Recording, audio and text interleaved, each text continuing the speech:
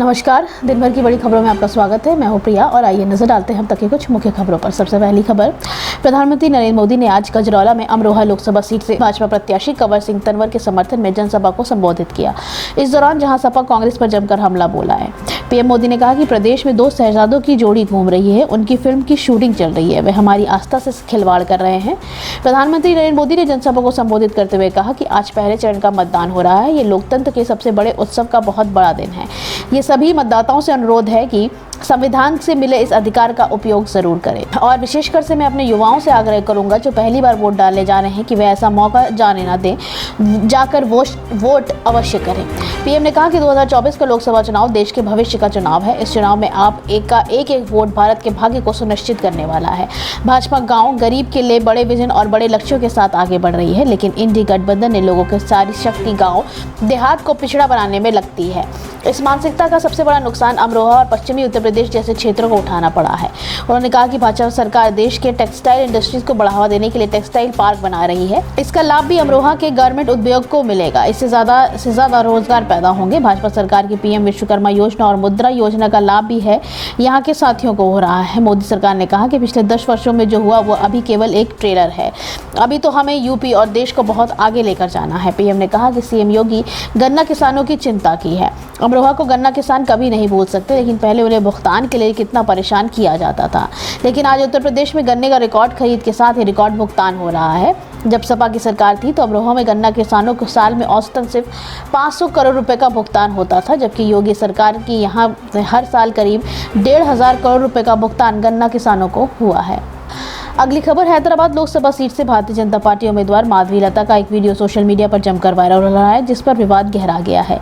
विपक्षी बीजेपी पर हमलावर हो गए हैं। तो वहीं असैफुद्दीन ओवैसी के खिलाफ मैदान में उतरी माधवी लता का इस वीडियो में रामनवमी के जुलूस के दौरान मस्जिद पर काल्पनिक तीर चलाते हुए नजर आ रही थी। मामले पर असैफुद्दीन ओवैसी ने कहा कि हैदराबाद के लोगों ने बीजेपी के इरादों को देखा है। वे बीजेपी आरएसएस के गलत व्यवहार को स्वीकार नहीं करेंगे। ये सीधे तौर पर उकसाने वाली कार्रवाई है। क्या बीजेपी की इस विकसित भारत की बात कर रही है? चुनाव से भी बड़ी बात हैदराबाद की शांति है। मुझे विश्वास है कि तेलंगाना के लोग बीजेपी के खिलाफ वोट करेंगे जो राज्य में अशांति फैला रहे हैं। ऑल इंडिया मजलिस-ए-इत्तेहादुद्दीन मुस्लिम प्रमुख असदुद्दीन ओवैसी ने वीडियो को लेकर बीजेपी पर जमकर निशाना भी साधा। उन्होंने कहा कि बीजेपी और राष्ट्रीय स्वयंसेवक संघ की शांति को खतरा है।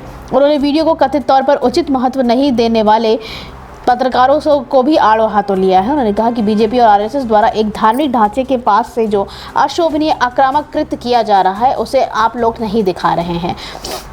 उनके इस तरह के कृत्य को किस तरह का संदेश दिया जा रहा है? अगर मैं होता तो लोग मेरे गले को सांप डाल देते। माधवी लता ने सोशल मीडिया पर एक्स पर पोस्ट किया था, जिसमें उन्होंने कहा कि मेरे संज्ञान में ये आया है कि मेरा वीडियो उस मीडिया के नेगेटिविटी पैदा करने के लिए प्रसारित किया जा रहा है। मैं मामले में स्पष्ट करना चाहती हूँ कि ये अधूरा वीडियो है। ऐसे वीडियो के कारण भी अगर किसी की भावनाएं आहत होती हैं तो मैं फिर माफ़ी मांगना चाहूँगी, क्योंकि मैं सभी लोगों का सम्मान करती हूँ। अगली खबर, नागपुर लोकसभा सीट से बीजेपी प्रत्याशी व केंद्रीय मंत्री नितिन गडकरी शुक्रवार को अपनी पत्नी और परिवार के दूसरे सदस्यों के साथ मतदान करने पहुंचे हैं। नितिन गडकरी इस बार सीट से हैट्रिक लगाने के मकसद से चुनावी मैदान में उतरे हुए हैं। मतदान करने के बाद उन्होंने विश्वास जताया कि बीजेपी इस बार किसी भी कीमत पर 400 पार का लक्ष्य हासिल करके रहेगी। इसके साथ ही उन्होंने 100% आत्मविश्वास जताया कि इस बार वे 5 लाख मतों के मार्जिन के साथ जीत का पताका फहराने जा रहे हैं। केंद्रीय मंत्री ने कहा कि इस बार हम वोटर टर्नआउट को भी बढ़ाने की कोशिश में लगे हुए हैं। 2019 में जहां मतदान 54% हुआ था, तो वहीं इस बार चुनाव हम इसे 75% तक ले जाना चाहते हैं और लोकतंत्र के महापर्व के उत्सव के विशाल बनाने की कोशिश करेंगे। 2014 और 2019 के लोकसभा चुनाव में जीत का परचम लहराने वाले नितिन गडकरी को बीजेपी इस बार इंडिया गठबंधन के प्रत्याशी विकास ठाकरे के खिलाफ चुनावी मैदान में उतारा है, जिन्होंने ये विश्वास जताया है कि वे बीजेपी की प्रत्याशी को हार का स्वाद चखाने में सफल रहेंगे। लोकसभा चुनाव 2024 के पहले चरण चुनाव में महाराष्ट्र की 5 लोकसभा सीटों नागपुर, चंद्रपुर, भंडारा, गोदिया, रामटेक और गढ़चिरौली चिमूर पर सुबह 7 बजे शुरू हो गया है, जिसमें हजारों लोग विभिन्न मतदाता केंद्रों पर मतदान करने पहुंचे हैं। विभिन्न राजनीतिक दलों के राजनेता आम लोगों से गुजारिश कर रहे हैं कि तापमान बढ़ने से पहले ही वे अपने घरों से बाहर निकलकर मतदान कर लोकतंत्र का महापर्व में हिस्सा लें। अगली खबर, आज यानी 19 अप्रैल को उत्तर भारत के कई राज्यों में मौसम मेहरबान रह सकता है। मौसम विभाग के मुताबिक आज कई जगहों पर गर्मी से राहत मिलेगी और कई इलाकों में तेज हवाएं, बिजली और बारिश देखने को मिल सकती है। भारत की राजधानी दिल्ली के मौसम में नरमी देखने को मिल सकती है। राजधानी दिल्ली में आज बारिश होने की संभावनाएं जताई जा रही है। बारिश, आंधी, तेज हवाएं, तूफान और ओलावृष्टि के कारण तापमान में भी गिरावट देखने को मिल सकती है। रिपोर्ट की माने तो देर शाम और रात तक मौसम ऐसा ही बना रहेगा। वहीं 20 अप्रैल तक बादल छटने के बाद तेज सतही हवा चलने के चलते पारा बढ़ने की संभावना भी देखने को नहीं मिल रही है। इन दिनों अधिकतम तापमान लगभग 36 डिग्री सेल्सियस तक रह सकता है। गौरतलब है कि अप्रैल के महीने के अंत में दिल्ली का सामान्य तापमान लगभग 38 डिग्री पहुंच जाता है। वहीं पंजाब, हरियाणा में भी गरज, बिजली और तेज हवाओं के साथ छिटपुट बारिश हो सकती है। 19 अप्रैल को पश्चिमी उत्तर प्रदेश और राजस्थान के छिटपुट बारिश हो सकती है। आज से 21 अप्रैल के बीच जम्मू कश्मीर, लद्दाख, गिलगित बाल्टिस्तान, हिमाचल प्रदेश में और 18 और 19 अप्रैल को उत्तराखंड में तूफान और बिजली और तेज हवाओं के साथ बारिश और बर्फबारी भी हो सकती है। पूर्वोत्तर में हल्की बारिश और मध्यम बारिश की और आंधी की संभावना है।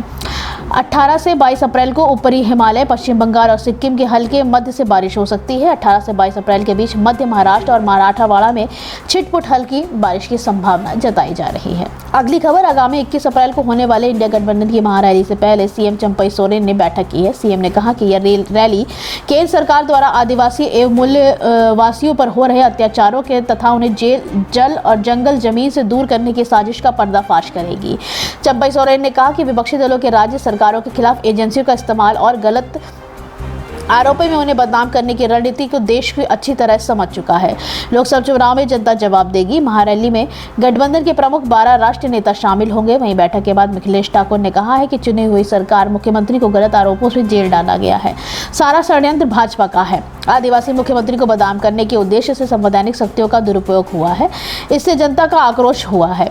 गुस्सा आने वाले चुनाव में दिखेगा। झामुमो के महासचिव सुप्रियो भट्टाचार्य ने कहा कि केंद्र सरकार विपक्षी दलों को समाप्त करने के लिए तानाशाह बन गई है। वहीं प्रदेश कांग्रेस अध्यक्ष राजेश ठाकुर ने कहा कि एक निर्वाचित मुख्यमंत्री को अन्यायपूर्ण तरीके से जेल भेजना राज्य की जनता बर्दाश्त नहीं करेगी। भाजपा को इतनी भारी कीमत चुकानी पड़ेगी कि विपक्षी दलों को छेड़ने से पहले सोचने में विवश हो जाएगी।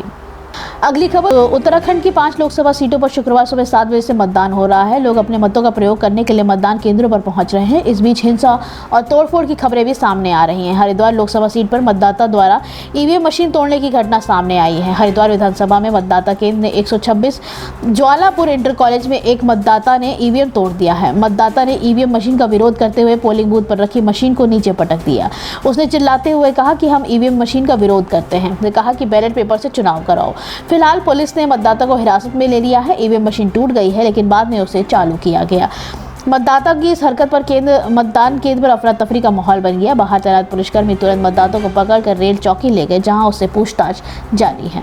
आखिरी खबर, लोकसभा चुनाव 2024 के लिए पहले चरण की वोटिंग शुरू हो चुकी है। वोटिंग प्रतिशत बढ़ाने के लिए चुनाव आयोग के साथ साथ प्रमुख राजनीतिक दल के नेता भी मतदाताओं से मतदान करने की अपील कर रहे हैं। इस कड़ी में कांग्रेस के वरिष्ठ नेता राहुल गांधी ने भी लोगों से वोटिंग करके खास अपील की है। राहुल गांधी ने अपने सोशल मीडिया प्लेटफॉर्म एक्स पर पोस्ट किया कि आज पहले चरण का मतदान है। याद रहे, आपका एक एक वोट भारत के लोकतंत्र और आने वाली पीढ़ियों का भविष्य तय करने जा रहा है। इसलिए बाहर निकलिए और पिछले 10 साल में देश की आत्मा के दिए गए जख्मों पर अपने वोट का मरहम लगाकर लोकतंत्र को मजबूत कीजिए। नफरत को हराकर खोल दीजिए हर कोने में मोहब्बत की दुकान। वहीं कांग्रेस के राष्ट्रीय अध्यक्ष मल्लिकार्जुन खड़गे ने भी पहले चरण के मतदान के लिए लोगों से खास अपील की है। उन्होंने अपने एक्स पर लिखा कि हमारे संविधान और लोकतंत्र की रक्षा की लड़ाई आज से शुरू हो रही है। लोकसभा चुनाव से पहले चरण में मतदान करने वाले 21 राज्यों और केंद्र शासित प्रदेशों के मेरे प्रिय नागरिकों, मैं आपसे अनुरोध करता हूं कि आप अपना वोट जरूर डालें और सावधानी से डालें। प्रधानमंत्री नरेंद्र मोदी ने भी लोगों से मतदान करने की अपील की है। उन्होंने एक्स पर लिखा कि लोकतंत्र का सबसे बड़ा उत्सव आज से शुरू हो रहा है। लोकसभा चुनाव से पहले चरण में 21 राज्यों और संघ शासित प्रदेशों में 101 सीटों के लिए वोट डाले जाएंगे।